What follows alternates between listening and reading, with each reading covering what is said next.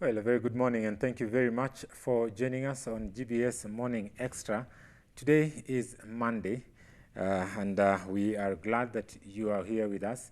And if you'd like to give us any comments, suggestions or opinion during our program, you can send us an SMS on 21144. You can also send us our an email on info@gbskenya.com. Our hashtag is GBS Morning Extra, and our YouTube and our Twitter handle is @KenyaGBS. Now, we start off this morning in Kisumu County, where a family in Kisumu is in distress after alleged abductors took a 5-year-old boy from the home and is now demanding for ransom. The family, which hails from Kisumu Rural in Holo, says that the abductors are demanding 100,000 Kenya shillings to return the baby, a money that they say they do not have. Majina naitwa Irina Kot Juma. Mimi ni mwana wa Juma wa kwanza kwa wasichana. Mtoto wetu ambaye tunamtangaza saa hii anaitwa Faithshani Awino Juma. Alipotea siku ya Jumatano on Tuesday. Yeah. The baby was at home with a fellow kid when the abductor sent mtoto wa jirani aende amchukue. Sasa watoto wakaenda kwake. Kwenda kwa jirani wakaambiwa waende huko Holo Market. Kwenda huko Holo Market, kijana wetu wa kwanza, huyo ambaye mtoto anamfuata, ni huyu hapa.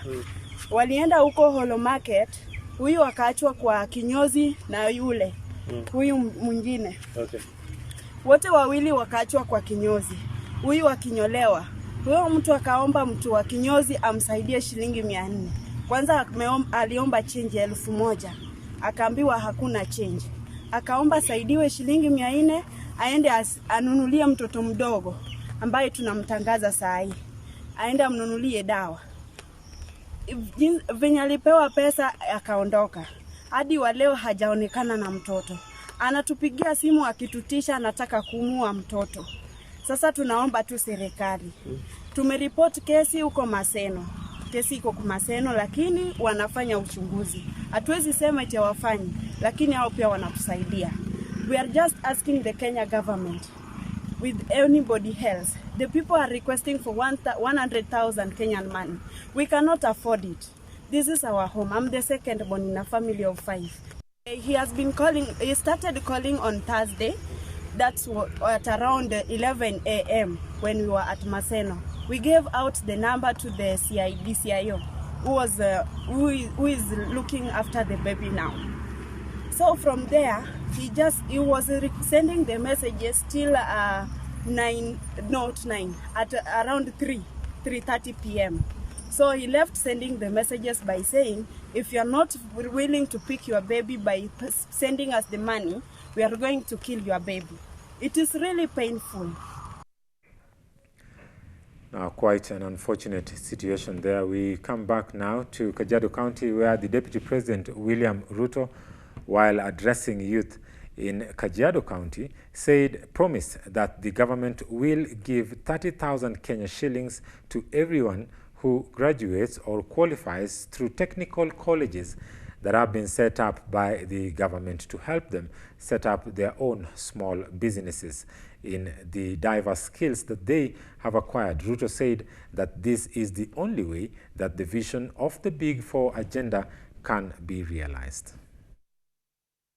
Tumejenga technical training college hapa Kajiado West,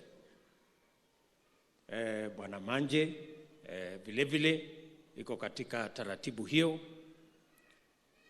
And of the 5 constituencies, we will have a technical training college in every constituency in Kajiado County. Mimi nataka niwaulize vijana wa hapa Kiserian na vijana wa Kajiado West na vijana wa Kajiado North, mko na nafasi sasa ya kusomea ufundi na teknolojia. Mpango wa Big Four ya agro-processing, value addition, manufacturing, program yote ya housing. Tunahitaji vijana wengi wenye taaluma mbalimbali ya ufundi na teknolojia. We need masons, we need plumbers, we need carpenters, we need electricians and many other skills that are required ili tuweze kusukuma transformation ya Kenya kupitia mpango wa Big Four. Na ndio sababu serikali ya Kenya tumetoa pesa ya kuhakikisha ya kwamba kila kijana ambaye amemaliza form 4 sasa anaweza kwenda kusomea ufundi na teknolojia. Na mimi nataka niwaeleze vijana wa hapa Kajiado North na Kajiado West wajue every young person ambaye ataenda kusomea ufundi na teknolojia tutakupatia kwanza basari 30,000 kila kijana. Tutakupatia loan 40,000 kila kijana. Ndio tuhakikishe ya kwamba hakuna kijana anabaki nyuma kwa sababu mzazi wake hana uwezo. Tunataka kila kijana from every community and from every family, irrespective of their financial background, they must have the opportunity to be equipped with skills and competencies so that they can meaningfully participate in the transformation of Kenya through the Big Four plan. Now coming back to Nairobi County, Governor Mike Sonko lashed out at the Ethics and Anti-Corruption Commission in what the Nairobi governor terms now as the anti-graft body unfairly targeting him. Sonko addressed the media in what he termed as an exercise or an intervention to what he termed as an attempt to grab land in the South Sea area. Yes, waliandika hiyo summon jana. Sawa. While my minister already in Nairobi, tunapanga mambo ya budget, we want to do a supplementary budget. For now, we have the energy to concentrate on service delivery to the great people of Nairobi. And yes, pia, what I can say, you don't have a problem with them. Tumekosania a similar issue like this one.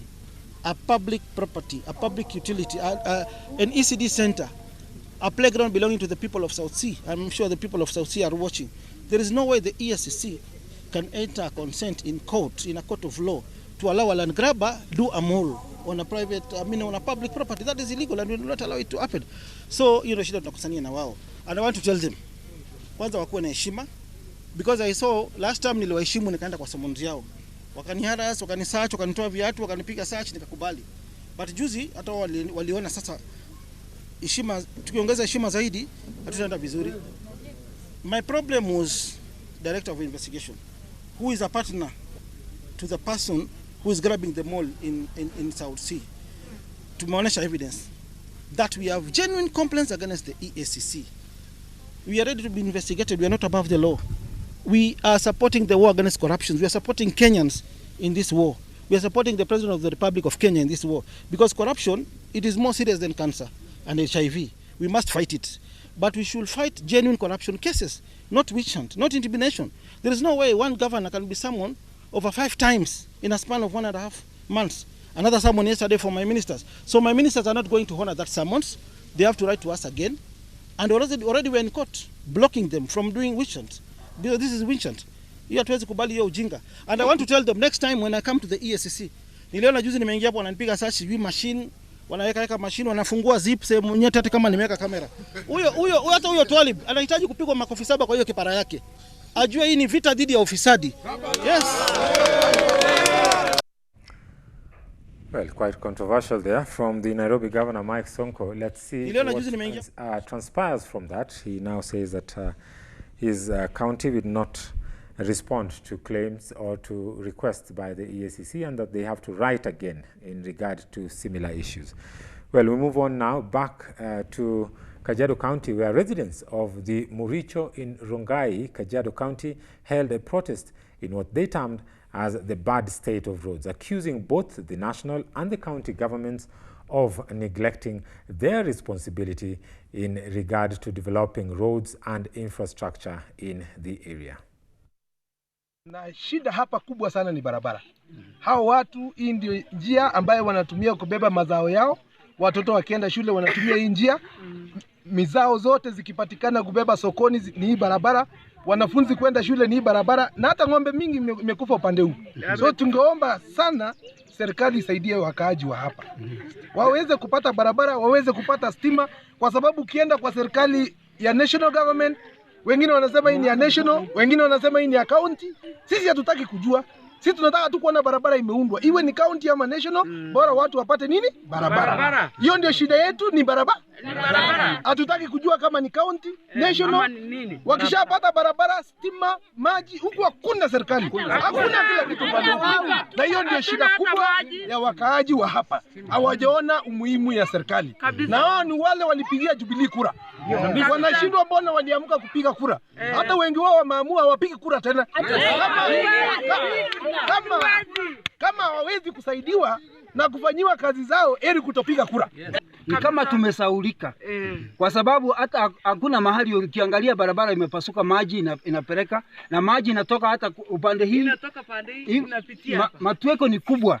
Maji inakuja na nguvu zaidi. Sasa kwa hivyo tunaomba serikali kwa niaba ya area hii, tafadhali tunaomba tu, kwa sababu hatujui nani ako in charge ya hii. Sio MC, sio, hatujui ni wapi, lakini tunaomba tusaidiwe kulingana na hii barabara, kwa sababu hii ni ya muhimu. Mazao yetu tunapita hapa, tunapitisha maziwa yetu kupeleka kwa dairy, kwa mahali tunapima maziwa. Ng'ombe zetu zinapita hapa sikienda. Mkiangalia hii imekuwa matweko kubwa, gari imetengenezwa hapa chini kubwa sana. Hata wanafunzi, watoto wanapita, hii ndio main. Hata sisi tukienda soko Rongai hapa ndio tunapita. Kwa hivyo tunataka usaidizi wa muhimu sana. Now, the dairy industry, I beg your pardon, is one industry that does a lot of things in the society. Apart from just being a business venture, it is also one that is viewed as nutrition-conscious industry. Now, today we have prepared for you a special feature on one company in Mukurweini that works to actually make sure that the residents both get their daily livelihoods, but also at the same time ensure a healthy living for the residents of Mukurweini. Regardless of the many challenges that dairy farmers in Kenya face to supply the products, they are still expected to deliver quality to the processors at the end of the day. For discrete farmers, what they feed their animals determine the yield. This means feeding their animals with 70% forage and 30% concentrates to produce a total mixed ratio. However, the high cost of livestock feed can sometimes mount up to 70% of the total cost of milk production. Around the month of August 2019, milk quadrupled the purchasing price. To many dairy farmers, this was considered as exploitation, though it is also argued that there are other costs associated with milk business, among them transport, storage, processing, packaging, and distribution. The huge disparity between what processors pay farmers and what the retail consumers are charged is incomparable by any other food products processed locally. In September 2019, the Kenya Dairy Farmers Federation spoke on behalf of local dairy farmers who have been experiencing challenges in their market, and it asked the government to regulate importation of milk, especially from Uganda, saying it is hurting local farmers.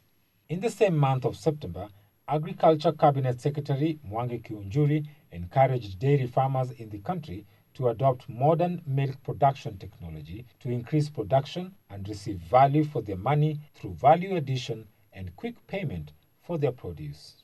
Kiunjuri further stated that the government has pumped in 140 million Kenya shillings to construct additional milk coolers to the relief of dairy farmers who always count huge losses after processors cut the produce price due to increased supply. In an interview with Simon Wambugu Mushiri, the Special Project Supervisor at the Milk Procurement and Extension Department of the Mukurweini Wakulima Dairy Limited in Nyeri County, GBS TV established that the company, which started in the year 1990 November, was occasioned by the dire need to end the exploitation of farmers by middlemen in the region. Therefore, the farmers decided to come together and create something to build a market for themselves. My name is Simon Wambugu Mushiri. I work in Mukurweini Wakulima Limited as a Special Project Supervisor in the Milk Procurement and Extension Department. Mukureni Wakulima Dairy Limited started in the year 1990 November. That is when Mukureni Wakulima started. And what brought about the inception of the company was the farmers were tired of the exploitation by middlemen in the region, in the area. Wambugu explains how the farm started with 5 farmers who by then could only manage to raise 32 kg on the first day. Since then, the farm has grown to being able to process more than 40,000 liters every day. 5 farmers who on the first day delivered 32 kgs. And out of that, the company has grown in leaps and bounds, and we are now processing more than 40,000 liters in any given day.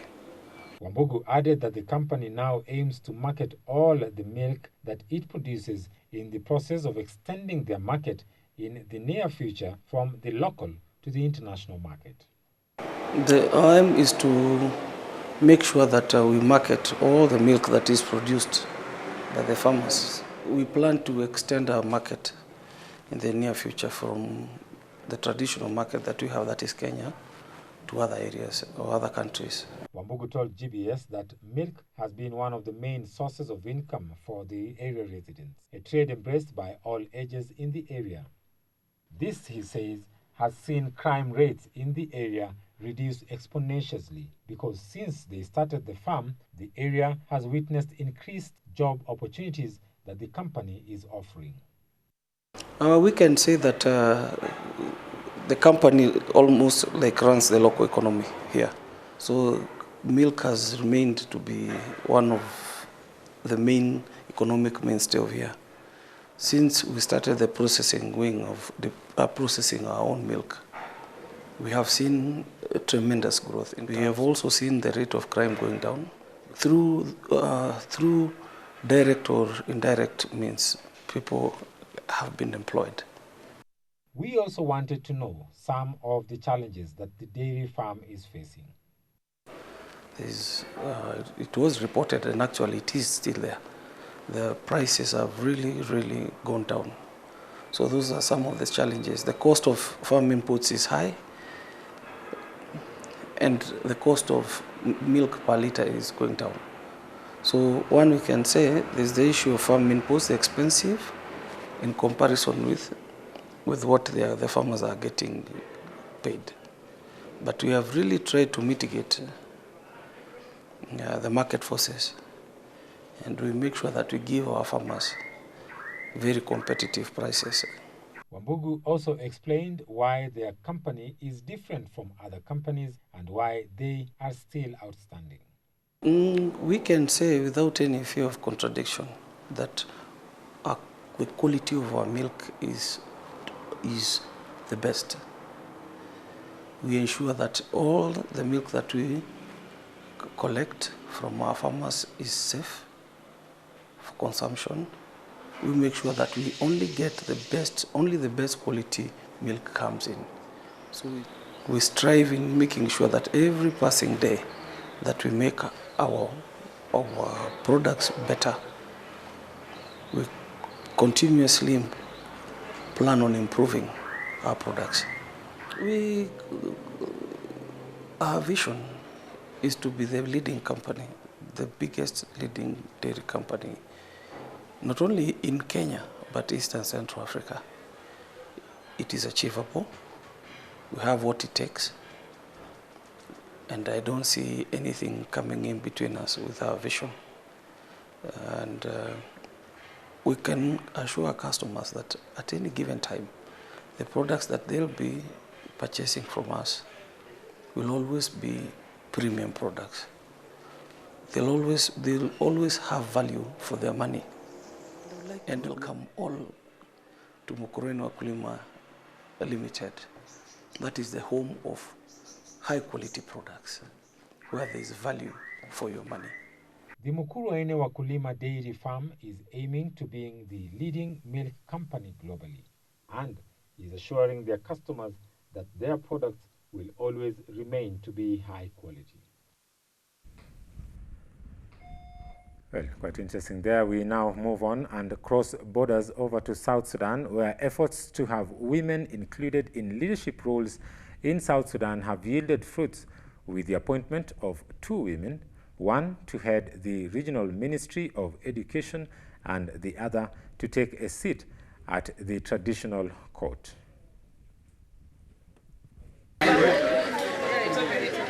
A gathering of women in Rumbek, Lakes area in South Sudan, celebrated the appointment of 2 female leaders to key functions.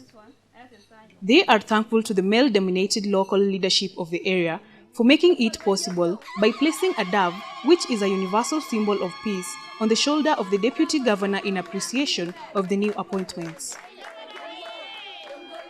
In South Sudan, men have dominated the running of traditional courts and have made rulings in cases involving crimes against women like sexual assaults and other kinds of gender-based violence. Ayor Achor, the area's first ever female who will work within the traditional court, hopes to make a difference, especially in cases which have been driven by bias and stereotypes against women in the community. Separately, Ayen Majok has recently been sworn in as the first female state minister of education. Not only am I a female minister, but also a young female minister.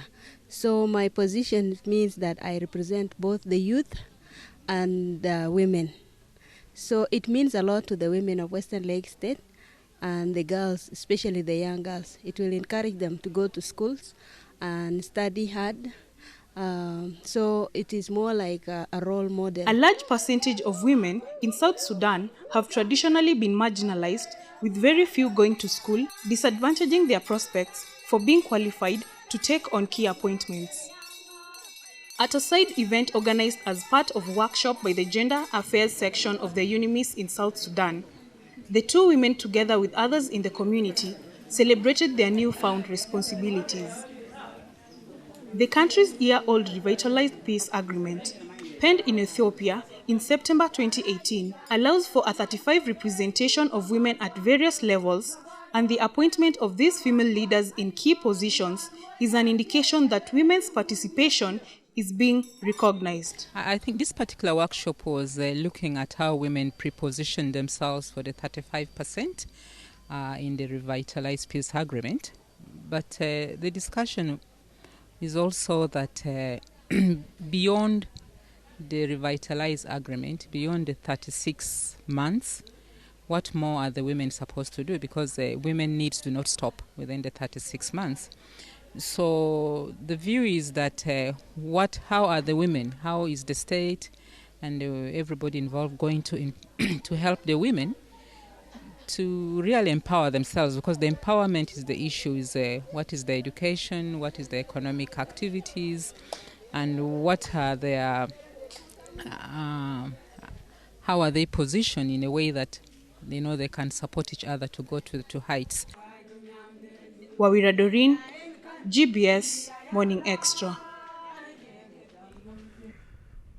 Now, still in South Sudan, the United Nations mission in South Sudan peacekeepers visited Mosul, an isolated community living in the Western Equatorial, to disseminate information about the revitalized peace agreement. The UNIMIS peacekeepers in South Sudan visited an interior community living in extreme poverty in the backcountry of Western Equatorial in South Sudan, which have been isolated for years due to a terrible road network and the lack of radio or telephone communication. The extremely bad road conditions have resulted in a 24-hour journey for a patrol headed to Mosul from Yambio, nearly 120 kilometers away, but on a normal day, it should take about 8 hours. Roads along this route have not been repaired since the eruption of South Sudan's conflict in 2013. The constant use of these roads by humanitarian convoys and trucks by local traders ferrying goods for sale has further damaged it. Traveling this road by the peacekeeping patrol to get to Mosul is crucial, as it is part of an assessment mission that will report back on the road conditions while making their presence known amongst the communities. We do this in order to make sure that we have a UN presence, show of UN presence throughout the region, and this gives some modicum of confidence to the people that there is a bright future for South Sudan with the peace that is ongoing. With the convoy now in Mosul, the following interactions reveals the hardship of these far-flung communities.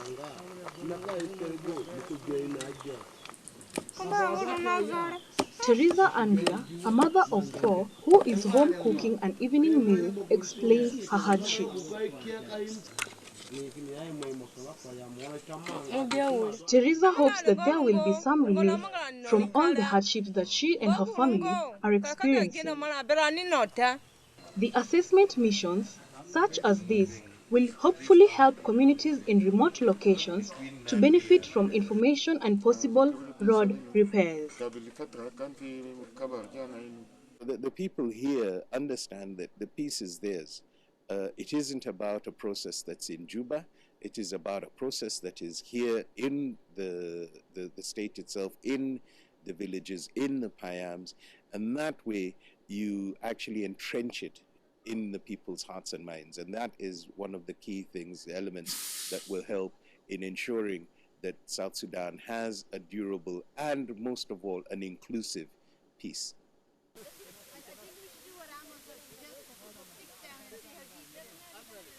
Wawira Doreen, GBS Morning Extra. Now, still on international news, the World Health Organization, WHO, announced the start of a pilot program to pre-qualify human insulin to increase treatment for diabetes in low and middle income countries, expanding access for diabetics worldwide. Announcing the initiative in Geneva on World Diabetes Day, the WHO 2-year pilot project unveiled on Wednesday involves the evaluation of insulin developed by manufacturers to ensure their quality, safety, efficiency, and affordability. The decision is part of a series of steps WHO will take to address the growing diabetes burden in all regions. Over 400 million people that have diabetes in the world, and the burden has been rising rapidly in the last 30 years, particularly in low and middle income countries. About 65 million people with type 2 diabetes need insulin, but only half of them are able to access it largely due to high prices.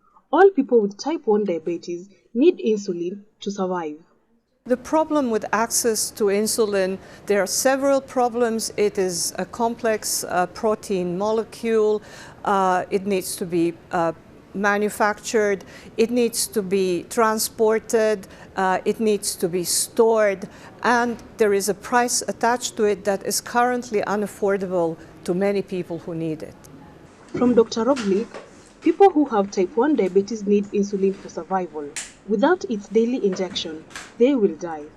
And many people with type 2 diabetes, it is estimated that about 60 million of those people will need insulin to prevent complications.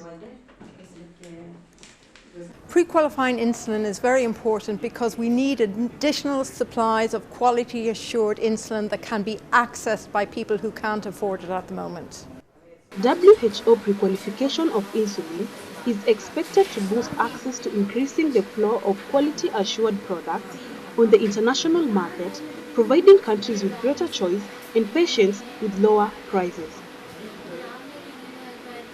One of the reasons why insulin is so expensive is because there's only a limited number of companies that are actually commercializing it, and they have control over the price setting.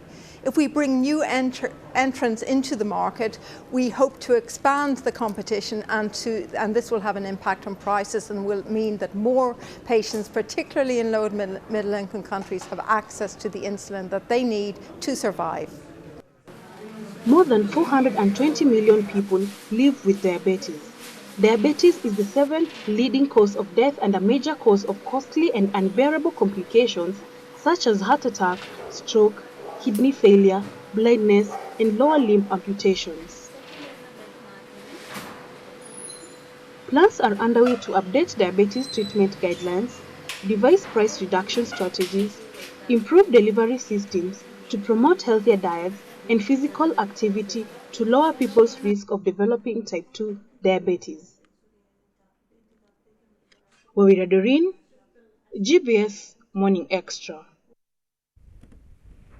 Now, finally, on the international scene, the Tolstoy War and Peace novel chronicles the French invasion of Russia and the impact of the Napoleonic era on Tsarist society through the stories of 5 Russian aristocratic families. Doreen Wawira filed the following feature story for us, which is running up next. War and Peace is a novel by a Russian author, Leo Tolstoy, which was published serially in its 1869 and was regarded as a central work of world literature as one of Tolstoy's finest literary achievements. Tolstoy's War and Peace novel chronicles the French invasion of Russia and the impact of Napoleonic era on Tsarist society through the stories of 5 Russian aristocratic families. From Leo Tolstoy, he says that Tolstoy War and Peace is not a novel, even less is it a poem, and still less a historical chronicle, because in the later chapters, the book is more of philosophical discussion rather than narrative. It can be argued that no single English novel attains the universality of the Russian writer Leo Tolstoy War and Peace, because it is generally thought to be one of the greatest novels ever written, remarkable for its dramatic breadth and unity. For the first time, part of the original manuscript of Tolstoy's epic novel, War and Peace, was unveiled amid tight security in Geneva, where it is to take pride of place in an exhibition helping to mark 100 years of cooperation between nations. The Precious Cargo, which is widely regarded as one of the finest novels ever written on humankind's conflicting desires to fight and live together, arrived at the city's international airport from Moscow. The Russian VIP was then escorted in an armed convoy to Foundation Martin Bodmer, where one of the 3 exhibitions is taking place in Geneva to mark the centenary of multilateralism in the Swiss city. It is something that the author would likely have supported.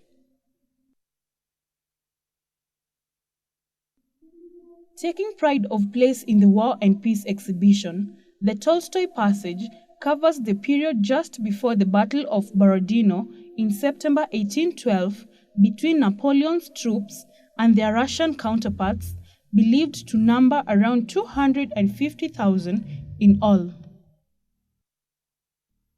Although the fight caused tens of thousands of casualties and cleared the way for Napoleon to march on Tsar Alexander's Moscow, it proved to be an ultimately unsuccessful campaign for the French general, whose forces withdrew from Russia in October. Although more than 200 years separate the world of war and peace from our own, Tolstoy's preoccupation with the human condition and his support of pacifics remains relevant today to human rights experts and one of the driving forces behind the War and Peace exhibition. At the UN in Geneva, an exhibition on the evolution of 20th century international cooperation through the eyes of the League of Nations and the United Nations shows that while the jury is still out on exactly what multilateralism has meant in the past and what it means today, the international community can still make a collectively positive difference. Underlining the historic and symbolic value of seeing Tolstoy text in Switzerland, United Nations Geneva Director and Russian national Tatiana Volovaya described it as an absolutely fantastic experience. The link between Tolstoy's writings and a wider wish by some nations to tackle the enduring horror and constant threat of war is clear. Volovaya, in his words, explained the subtlety of the title of Tolstoy's work, noting that in the Russian, it referred not only to peace, it's the world, it's the humanity. So it's not only about antagonism between the war and peace, but also what makes humanity. Wawira Doreen, GBS Morning Extra. Well, indeed, we do thank Wawira Doreen for that amazing feature. And such stories actually have been around for a long time, but it's quite a wonder that not many people, especially from our part of the world, who understand or who are aware of such amazing writing and literature work that has been filed by such writers like Tolstoy. Well, we do hope that as we continue, we will be bringing all this to your attention, and also will be making this a place where you would always want to come to get such important information. Well, today is a Monday, and I believe that you had a good weekend, but then the week has just begun. That means that we've got lots of work to do in this coming week. We do hope that God will give us also the grace to be able to achieve whatever we have set our face to do. Well, that brings us to the end of our bulletin this morning. I thank you very much for joining us. My sign language interpreter, as always, Simon Wafula. And from me here, Timothy Omondi, do have yourself a lovely day, and may God bless you.